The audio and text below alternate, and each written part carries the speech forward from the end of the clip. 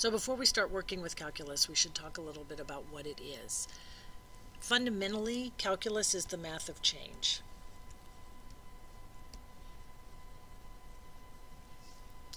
That's a little bit harder to understand before we start working with it, but generally we can talk about acceleration as a constant acceleration along a path that a car might take. That can be handled with the math of algebra or pre-algebra, or pre-calculus, excuse me. But the math of change, what happens if there is a changing velocity, or more importantly, what happens if a velocity changes at an instant? How can we talk about that? And so calculus covers those sorts of situations. It has two major concepts. It's broken into two major parts. We'll cover the first part pretty extensively in this school year, but the second part we'll touch on a little bit. So two major parts. One is the is the derivative or differential calculus.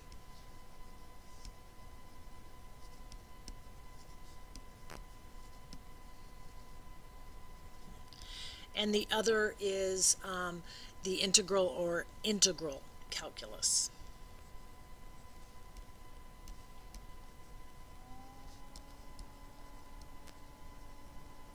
Differential calculus is mostly about rates of change.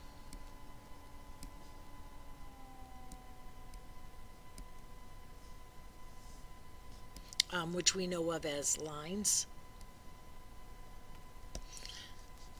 And integral calculus is about accumulated amounts.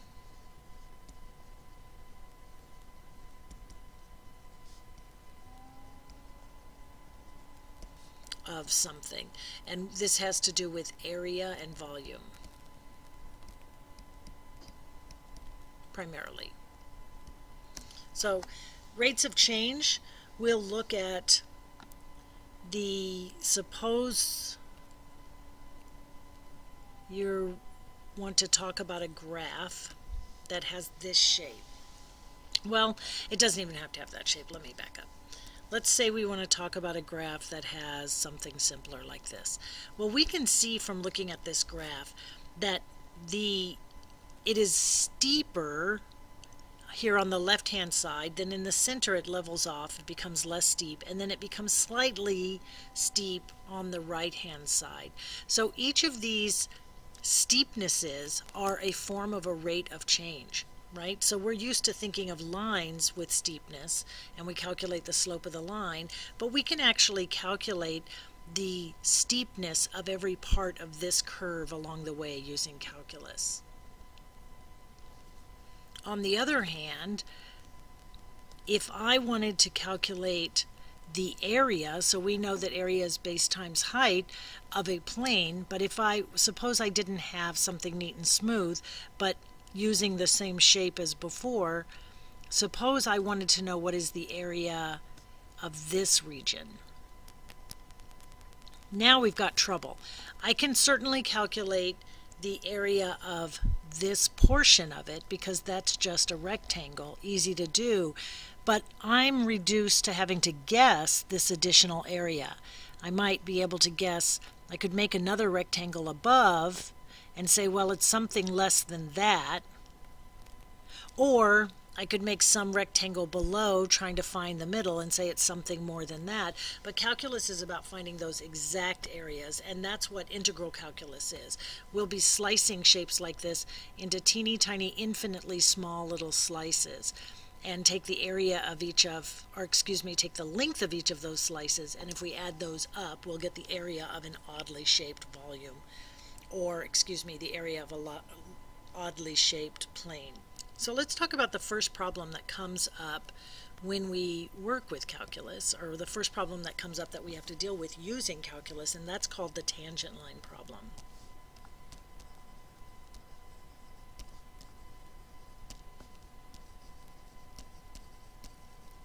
So let's look first at another kind of line, and then we can talk about the tangent line. So suppose I have a curve. I'm going to use, this is kind of my go-to curve when I want to just general curve. Suppose I have a curve and I intersect that curve with a line. Okay, so I'm going to take this line, I'm going to intersect the curve. I can certainly calculate the slope of that line if I know the coordinates of the 2 points. So let's say that this point is at 1, 8, and this point is at -9, -5, say. Well, calculating the slope of that is super easy. I just take y2 minus y1 over x2 minus x1. So I would say 8 minus opposite of 5 and 1 minus the opposite of 9, 8, 9, 10, 11, 12 over 10, and if I haven't done any arithmetic mistakes, we can say that the slope of this line is 6/5. Okay, done. That's pretty easy to do, or see, to remember. But what if now I were to take a slope that a line that intersected at this bottom point, -9, -5, and was much more steeply intersected at another point. Again, all I have is 2 points on a line. I choose the points of intersection because that's what I know, and I can calculate the slope. Same thing happens if I get steeper and steeper and steeper. I'm still looking at 2 points that I can identify from the function to describe the slope in that region. And so this is pre-calculus and algebra. This is finding the average rate of change. No matter what happens in between these 2 points, I can say that the rate of change between these 2 points is defined by the slope of the line that intersects them. But if I want to talk about the instantaneous rate of change, meaning what happens at some exact instant, like I want to know exactly how steep is this curve at this point right here, where it's touching the graph at exactly 1 instant, because that's what I want to understand is instantaneous change. Well, in this case, and I don't know if I identified it, so let me say it again just in case. This is the secant line, and the secant line is defined as a line that intersects a curve at 2 points. So the slope of the line that intersects any curve at 2 points is called a secant line. And I think I put 2. I think I only needed 1 C. There we go. So this line, which intersects at exactly 1 point, it just touches 1 point, doesn't even slant enough to touch the infinitely closer point next to it, is called the tangent line.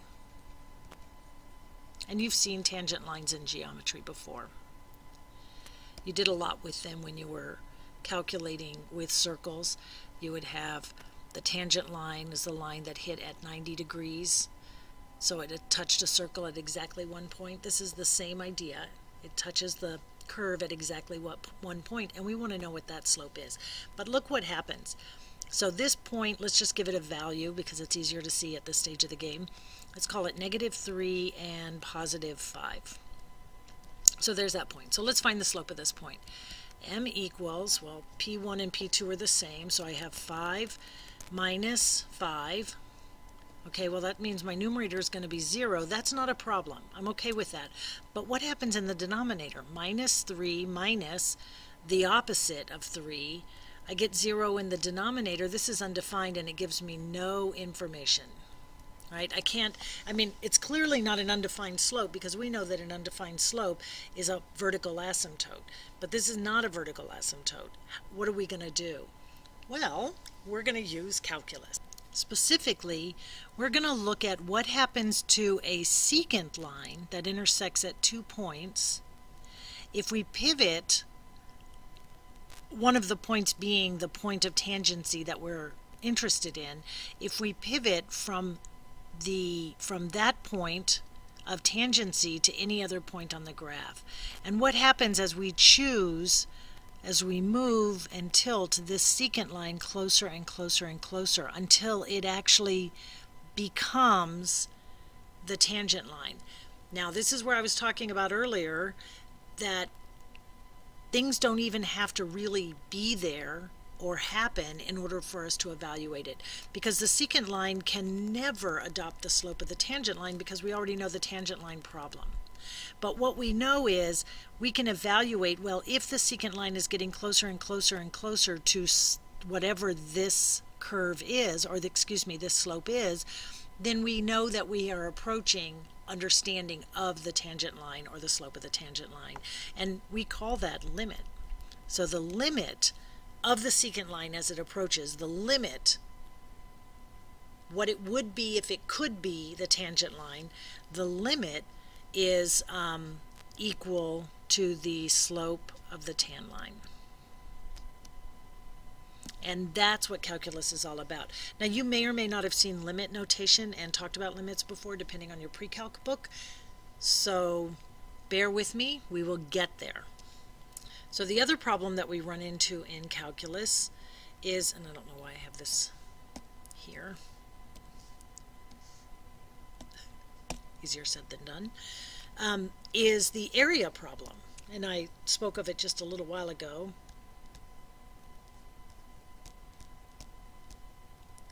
And that's the problem where I can calculate the area of a curve or of a rectangle that sits along the x-axis, but I can't calculate the area at this point in the game of a curve, of a rectangle or a line, or a region between the x-axis and some curve defined by the function of some x, or some function of x. So I can't really define this area. All I can do at this point is approximate it. But again, using the idea that we can say something about the tangent line at this point, and we can say something about the region on which we're evaluating this area. If we take sufficiently small slices, then we should be able to add all those slices up and have them equal the actual area. So as the slices, the width of the slices approach infinity, or infinitely small, then the sum of all those infinities would be the area of this shape. And luckily because of calculus, we don't actually have to add up all those sums, because that would be crazy. We could never actually do it. So we're going to start by talking about these areas as bounded. So an upper bound guess and a lower bound guess, which I alluded to before. If I want to find the area under this curve that's defined by the y-axis and the x-axis, and some value of x and some f of x, right, because the height of that line is the f of x for whatever that function is, I could guess this by taking rectangles. So I could choose a series of rectangles guaranteed to be inside the curve and undershoot my guess and say that I have a lower bound. Or I could take the same rectangles, only guarantee that they are above the curve and overshoot, which would be an upper bound.